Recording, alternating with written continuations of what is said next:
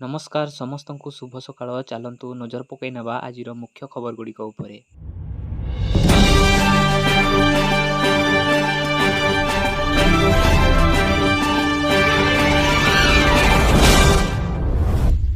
Telecom ବିଭାଗକୁ ନେଇ ମନ୍ତ୍ରୀ କଲେ ବଡ଼ ଘୋଷଣା। ଡିସେମ୍ବର ସୁଦ୍ଧା ଓଡ଼ିଶାରେ ସବୁ ଗାଁକୁ ମିଳିବ ନେଟୱାର୍କ ସେବା। ବିଧାନସଭାରେ କଂଗ୍ରେସ ବିଧାୟକ ତାରାପ୍ରସାଦ ବାହିନୀପତିଙ୍କ ପ୍ରଶ୍ନର ଉତ୍ତରରେ ଲିଖିତ ଉତ୍ତର ରଖିଛନ୍ତି ଆଇଟି ମନ୍ତ୍ରୀ ମୁକେଶ ମହାଲିନ। ରାଜ୍ୟର ମୋଟ 3510ଟି ଗାଁରେ ମୋବାଇଲ ନେଟୱାର୍କ ଉପଲବ୍ଧ ନାହିଁ। ଅବିଭକ୍ତ କୋରାପୁଟ ଜିଲ୍ଲାରେ 1062ଟି ଗାଁରେ ମୋବାଇଲ ନେଟୱାର୍କ ନାହିଁ।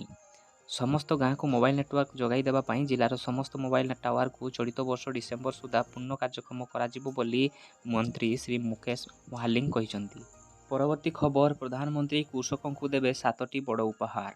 କେନ୍ଦ୍ର କ୍ୟାବିନେଟ ବୈଠକରେ କୃଷକଙ୍କ ସହ ଜଡ଼ିତ 7ଟି ଯୋଜନାକୁ ଅନୁମୋଦନ ମିଳିଛି। କେନ୍ଦ୍ରମନ୍ତ୍ରୀ ଅଶ୍ୱିନୀ ବୈଷ୍ଣବ ଏହି ସୂଚନା ଦେଇଛନ୍ତି। କୃଷକଙ୍କ ଜୀବନରେ ଉନ୍ନତି ଆଣିବା ଏବଂ ସେମାନଙ୍କର ଆୟ ବୃଦ୍ଧି ପାଇଁ ସୋମବାର କ୍ୟାବିନେଟ 7ଟି ପ୍ରମୁଖ ନିଷ୍ପତ୍ତି ନେଇଥିବା ସେ କହିଛନ୍ତି। ପ୍ରଧାନମନ୍ତ୍ରୀ ନରେନ୍ଦ୍ର ମୋଦିଙ୍କ ଅଧ୍ୟକ୍ଷତାରେ ଅନୁଷ୍ଠିତ କେନ୍ଦ୍ର କ୍ୟାବିନେଟ ବୈଠକରେ ପ୍ରାୟ 14,000 କୋଟି ଟଙ୍କାର ଏହି 7ଟି ପ୍ରକଳ୍ପକୁ ଅନୁମୋଦନ ମିଳିଛି। ପରବର୍ତ୍ତୀ ଖବର, ରାଜ୍ୟ ସରକାରଙ୍କ ବିଭିନ୍ନ ବିଭାଗରେ 2,05,000 ପଦବୀ ଖାଲି ପଡ଼ିଥିବା ମୁଖ୍ୟମନ୍ତ୍ରୀ ମୋହନ ଚରଣ ମାଝୀ ସୋମବାର ବିଧାନସଭାରେ ସୂଚନା ଦେଇଛନ୍ତି। ରାଜ୍ୟରେ ମଞ୍ଜୁରୀପ୍ରାପ୍ତ ମୋଟ କର୍ମଚାରୀ ସଂଖ୍ୟା 5,96,000 ଥିବା ବେଳେ ପ୍ରାୟ ଏହାର ଅଧା ସଂଖ୍ୟକ ପଦବୀ ଖାଲି ରହିଛି। ମୁଖ୍ୟମନ୍ତ୍ରୀ ଉତ୍ତର ଦେଇଥିବା ତଥ୍ୟ ଅନୁଯାୟୀ ସ୍କୁଲ ଏବଂ ଗଣଶିକ୍ଷା ବିଭାଗରେ ସର୍ବାଧିକ 63,405 ପଦବୀ ଖାଲି ରହିଥିବା ବେଳେ ଏହା ପଛକୁ ସ୍ୱାସ୍ଥ୍ୟ ବିଭାଗରେ 39,127 ପଦବୀ ଖାଲି ରହିଛି। ସେହିଭଳି ଗୃହ ବିଭାଗରେ 19,889ଟି ପଦବୀ ଖାଲି ରହିଛି। ପରବର୍ତ୍ତୀ ଖବର, 4ରୁ ଆରମ୍ଭ ହେବ ସୁଭଦ୍ରା ଫର୍ମ ଦାଖଲ। ଆସନ୍ତା 4 ତାରିଖରୁ ସୁଭଦ୍ରା ଫର୍ମ ସଂଗ୍ରହ। ଲୋକାର୍ପିତ ହେଲା ସୁଭଦ୍ରା ପୋର୍ଟାଲ। ସବୁ ଯୋଗ୍ୟ ମହିଳା ଯୋଜନାରେ ସାମିଲ ହେବା ଯାଏଁ ଚାଲୁ ରହିବ ଏହି ଚିହ୍ନଟ ପ୍ରକ୍ରିୟା। subhadra.odisha.gov.in ଏହି ପୋର୍ଟାଲରେ ହିଁ ହେବ ଆବେଦନ। ଆଉ ଏଥିପାଇଁ ଗାଁ ଗାଁରେ ବଣ୍ଟା ଚାଲିଛି ଫର୍ମ। ଫର୍ମ ଭରିବା ପରେ ଉଭୟ ଓଡ଼ିଆ ଏବଂ ଇଂରାଜୀ ଭାଷାରେ ଏହି ୱେବସାଇଟକୁ ଯାଇ ନିଃଶୁଳ୍କ ଆବେଦନ କରିପାରିବେ। ପରବର୍ତ୍ତୀ ଖବର, ଆନ୍ଧ୍ରପ୍ରଦେଶରେ ବନ୍ୟା ବିଭୀଷିକା। ବୁଡ଼ିଲା ରେଳ ଷ୍ଟେସନ, ଉପୁଡ଼ିଲା ଟ୍ରାକ୍, ଭାସିଲା ଟ୍ରକ୍। ରାସ୍ତାରେ ସୁଅ କାଟୁଛି 5 ଫୁଟରୁ ଅଧିକ ପାଣି। ଛାତିକୁ ଥରାଇ ଦେଲା ଭଳି ଦୃଶ୍ୟ ଏବେ ଆନ୍ଧ୍ରପ୍ରଦେଶ ଓ ତେଲେଙ୍ଗାନାରେ ଦେଖିବାକୁ ମିଳିଛି। ତେଲେଙ୍ଗାନାରେ 15 ଓ ଆନ୍ଧ୍ରପ୍ରଦେଶରେ 12 ଜଣଙ୍କ ମୃତ୍ୟୁକୁ ମିଶାଇ ମୋଟ 27 ଜଣଙ୍କ ମୃତ୍ୟୁ ଘଟିଛି। ପରବର୍ତ୍ତୀ ଖବର, ଭିଜିଲାନ୍ସ ଜାଲରେ ଆଉ ଜଣେ କୁବେର ବାବୁ। ବୟସ ମାତ୍ର 37, ମାତ୍ର 10 ବର୍ଷର ଚାକିରି। ଆଉ ଏହି ସମୟ ଭିତରେ ଖଣି ବିଭାଗର ସରକାରୀ ବାବୁ ଯେମିତି ସମ୍ପତ୍ତିର ଖଣି ଖୋଳି ଦେଇଛନ୍ତି। ଭୁବନେଶ୍ୱର ପଟିଆରେ ଗୋଟିଏ 30 ଲକ୍ଷର ପ୍ଲାଟ, ସୁନ୍ଦରଗଡ଼ରେ ଡୁପ୍ଲେକ୍ସ, ତେଲକୋଇରେ 2ଟି ମାର୍କେଟ କମ୍ପ୍ଲେକ୍ସ। ପରବର୍ତ୍ତୀ ଖବର, ଫୋନରେ କାର୍ଟୁନ ଦେଖୁଥିବା ବେଳେ ବିସ୍ଫୋରଣ। ମଧ୍ୟପ୍ରଦେଶର ଛିନ୍ଦୱାଡ଼ା ଜିଲ୍ଲାର କଲକଟି ଦେବବାରୀ ଗ୍ରାମରେ ବସବାସ କରୁଥିବା ଜଣେ ବାଳକ ମୃତ୍ୟୁ ମୁଖରୁ ଅଳ୍ପକେ ବର୍ତ୍ତି ଯାଇଛନ୍ତି। ଚାର୍ଜରେ ଲାଗିଥିବା ଫୋନରେ କାର୍ଟୁନ ଦେଖୁଥିବା ସମୟରେ ହଠାତ୍ ଫୋନଟି ବିସ୍ଫୋରଣ ହୋଇ ନିଆଁ ଲାଗି ଯାଇଥିଲା।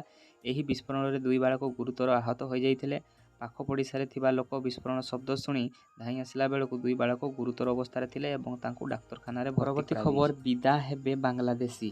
ଓଡ଼ିଶାର ବିଭିନ୍ନ ଅଞ୍ଚଳରେ ରହୁଥିବା ବାଂଲାଦେଶୀ ଅନୁପ୍ରବେଶକାରୀଙ୍କୁ ଚିହ୍ନଟ କରିବା ପାଇଁ ନିର୍ଦ୍ଦେଶ ଦେଇଛନ୍ତି ମୁଖ୍ୟମନ୍ତ୍ରୀ ମୋହନ ମାଝୀ। ଚିହ୍ନଟ ହେବେ ବାଂଲାଦେଶର ଅନୁପ୍ରବେଶକାରୀ। ବାଂଲାଦେଶୀଙ୍କୁ ଚିହ୍ନଟ ପାଇଁ ଆରମ୍ଭ ହୋଇଛି ପ୍ରକ୍ରିୟା। ସମସ୍ତ ଜିଲ୍ଲାପାଳ ଓ ଏସ୍ପିଙ୍କୁ ଚିହ୍ନଟ ପାଇଁ ନିର୍ଦ୍ଦେଶ ଦେଇଛନ୍ତି ମୁଖ୍ୟମନ୍ତ୍ରୀ। ତହସିଲ, ବ୍ଲକ, ଥାନା ସ୍ତରରେ କମିଟି ଗଠନ ପାଇଁ ନିର୍ଦ୍ଦେଶ ଦିଆଯାଇଛି। ବିଶେଷ କରି ଭୁବନେଶ୍ୱର, କେନ୍ଦ୍ରାପଡ଼ା ଓ ପୁରୀରେ କେତେ ବାଂଲାଦେଶୀ ରହୁଛନ୍ତି ତାକୁ ଚିହ୍ନଟ କରିବା ପାଇଁ ନିର୍ଦ୍ଦେଶ ଦିଆଯାଇଛି। ପରବର୍ତ୍ତୀ ଖବର, ଜାମ୍ମୁ କାଶ୍ମୀରର ରେସି ଜିଲ୍ଲାରେ ମାତା ବୈଷ୍ଣୋଦେବୀ ମାର୍ଗରେ ସୋମବାର ଦିନ ଭୂସ୍ଖଳନ ଘଟି 2 ଜଣ ତୀର୍ଥଯାତ୍ରୀଙ୍କ ମୃତ୍ୟୁ ଘଟିଥିବା ବେଳେ ଜଣେ ଆହତ ହୋଇଛନ୍ତି। ପଞ୍ଜି ନିକଟ ମାର୍ଗରେ ଏହି ଭୂସ୍ଖଳନ ଘଟି ଏକ ଓଭରହେଡ୍ ଲୁହା ଗଠନକୁ କ୍ଷତି ପହଞ୍ଚାଇଥିଲା। ଭୂସ୍ଖଳନ ଖବର ମିଳିବା ପରେ ଶ୍ରୀ ବୈଷ୍ଣୋଦେବୀ ମନ୍ଦିର ବୋର୍ଡର ବିପର୍ଯ୍ୟୟ ପରିଚାଳନା ଦଳ ଉଦ୍ଧାର କାର୍ଯ୍ୟ ପାଇଁ ଘଟଣାସ୍ଥଳରେ ପହଞ୍ଚିଥିଲେ। ପରବର୍ତ୍ତୀ ଖବର, ଜେଲରେ ମିଳୁଛି କଏଦୀଙ୍କୁ ଭିଆଇପି ଟ୍ରିଟମେଣ୍ଟ। ଝାରପଡ଼ା ଜେଲରେ ଚାଲିଛି କି ଗୁଣ୍ଡାରାଜ। ବେଆଇନ ନିଶା କାରବାର ସହ କଏଦୀଙ୍କୁ ତଥାକଥିତ ଭିଆଇପି ଟ୍ରିଟମେଣ୍ଟ ପଛରେ ସିଣ୍ଡିକେଟ କିଏ? ଗତକାଲି ଜଣେ ବିଚାରାଧୀନ ବନ୍ଦୀକୁ ହାଇଦର ପୁଅ ଓ ତା ଗ୍ୟାଙ୍ଗର ଆକ୍ରମଣ ପରେ ଜେଲ ଭିତରେ ଏବେ ବଡ଼ ହଲଚଲ। ଖୋଦ୍ ଜେଲ ଏଡିଜି ଓ ଡିଆଇଜି ଆଜି ଜେଲକୁ ଯାଇ ତନାଘନା କରିଛନ୍ତି।